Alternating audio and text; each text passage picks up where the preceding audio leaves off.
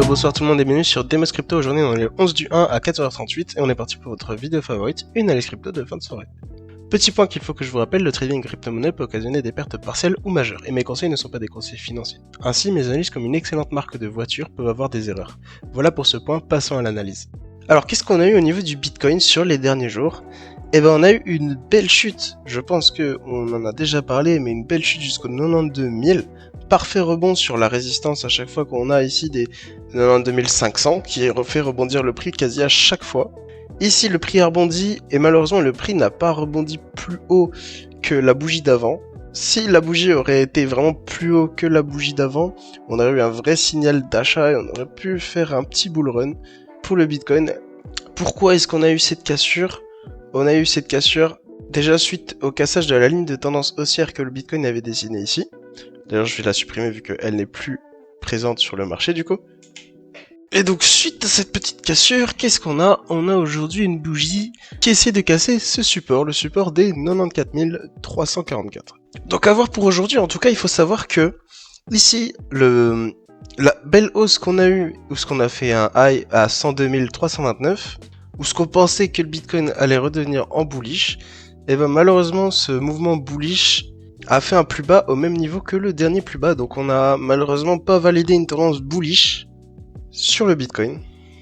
Donc il faudrait être vraiment vif sur le marché, il faudra faire attention, parce qu'on risque d'avoir des mouvements de chute importants, ou à l'inverse des mouvements de hausse importante. Je rappelle que le 20 janvier on a l'investiture de Trump, et cet événement va sûrement faire bouger le marché de manière très violente.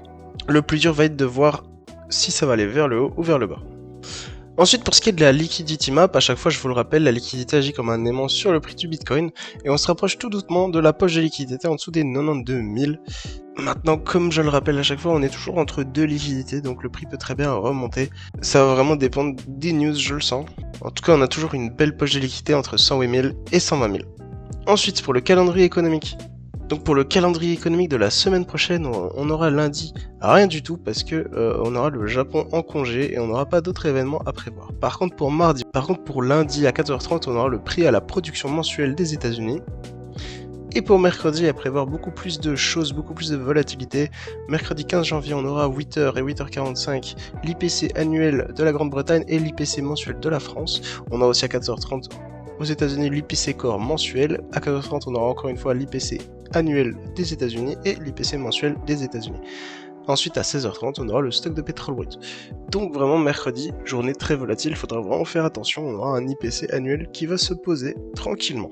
Ensuite, pour ce qui est du jeudi 16 janvier 2025, on aura à 8h au niveau de la Grande-Bretagne le PIB mensuel et l'IPC de l'Allemagne.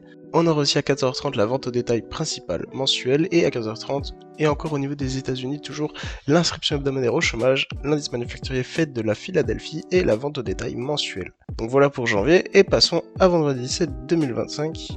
On aura à 3h du matin le PIB annuel de la Chine et à 11h on aura les PC annuels de l'Europe.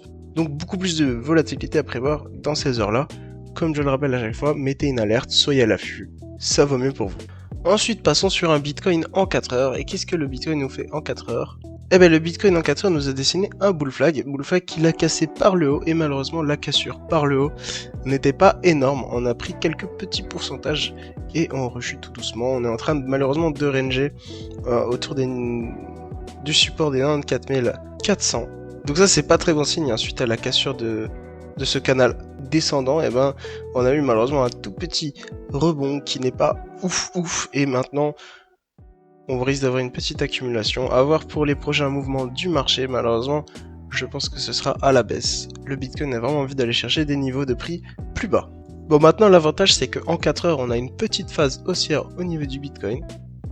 Et oui, parce que ici, depuis qu'on a été chercher les 92 000, et ben on entame une petite phase haussière où on fait des plus bas de plus en plus haut et des plus hauts de plus en plus haut. Donc maintenant, à voir ici la bougie 4 heures qu'on va faire en ce moment, parce que si cette bougie 4 heures ne va pas plus haut que le dernier plus haut, et ben on risque d'avoir un Bitcoin qui range et qui arrête de monter. Mais bon, il ne faut pas perdre espoir parce que je le rappelle, le Bitcoin en monthly, donc monthly qui est une unité de temps gigantesque, qui veut dire qu'on parle en années ici, le Bitcoin nous a fait une tas-séance. Je le rappelle, le tas-séance c'est une future chartiste très bullish, et la target de cette tas-séance, je le rappelle, c'est les 126 000 $. Donc Ici, on n'a toujours pas été chercher les 126 000 $, ça veut dire qu'on a toujours une target à aller chercher dans les prochains mois à venir. Maintenant, entre-temps, on peut très bien avoir une grosse cassure à la baisse du Bitcoin jusqu'aux 70 000, c'est tout à fait possible, avant de repartir à la hausse pour chercher cet objectif. Mais ne perdez surtout pas espoir, parce que je rappelle que le Bitcoin a beaucoup d'avenir. On a d'excellentes news sur le Bitcoin, comme Donald Trump qui arrive au pouvoir et qui veut faire du Bitcoin une monnaie officielle. Donc le Bitcoin a vraiment un très grand avenir. Maintenant, c'est sûr, on peut aller chercher des prix beaucoup plus intéressants grâce aux promos qui va arriver. D'ailleurs, je le rappelle, au niveau de sa dominance, la Bitcoin dominance, donc c'est la dominance du Bitcoin sur le marché, et quand le Bitcoin domine le marché, les altcoins prennent beaucoup de négatifs. Et donc ici, la Bitcoin dominance range entre les 56% et les 60%. Ce qui veut dire qu'on a globalement un Bitcoin qui est très dominant sur le marché, ce qui veut dire que les altcoins sont pour le moment toujours pas en alt season. Et donc voilà, c'était Demos Crypto. Je rappelle que vous pouvez trader tous ces cryptos sur BingX avec des frais réduits grâce à un moyen de parrainage dans la description.